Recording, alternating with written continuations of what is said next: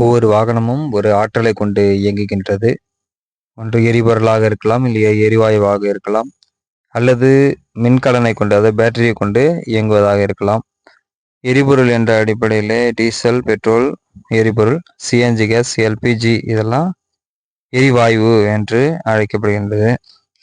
Bharat பெட்ரோலியத்தோட density, அது diesel density என்னன்னா 832.9% அதில் இருக்குது.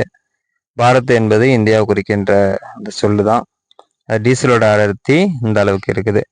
அடுத்ததான் ஹெச்பி, அது ஹிந்துஸ்தான் பெட்ரோலியம் அது இந்தியாவை குறிக்கிற சொல்லு தான்.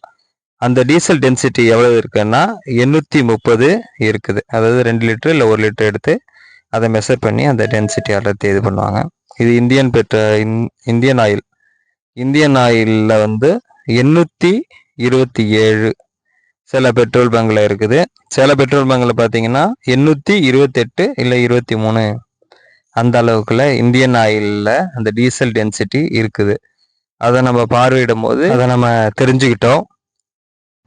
என்ன வளம் இல்லை இந்த திருநாட்டில், ஏன் எந்த வேண்டும் வெளிநாட்டில் அப்படின்னு பாரதியார் பாடினாரு.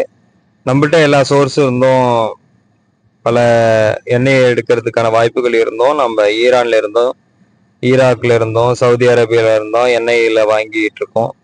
பீப்பாய்கெல்லாம் வாங்கி அதை பியூரிஃபை பண்ணி ஒவ்வொரு பெட்ரோல் பங்க்லையும் ஒவ்வொரு ஏஜென்சியும் டிஸ்ட்ரிபியூட் பண்ணி அவங்க சேல்ஸ் பண்ணிட்டாங்க. அப்படி இருக்கும்போது நிறைய வேறுபாடுகள் இதில் வந்து நம்ம பார்க்க முடியுது. இந்த டென்சிட்டியால அந்த அடர்த்தி குறைவாகிறதுனால என்ன ஆகும் அப்படிங்கும்போது நம்மளுடைய மைலேஜ், எரிபொருள் அதிகமாக செலவாகும். அதன் மூலம் பணம் அதிகமாக விரயமாகும்.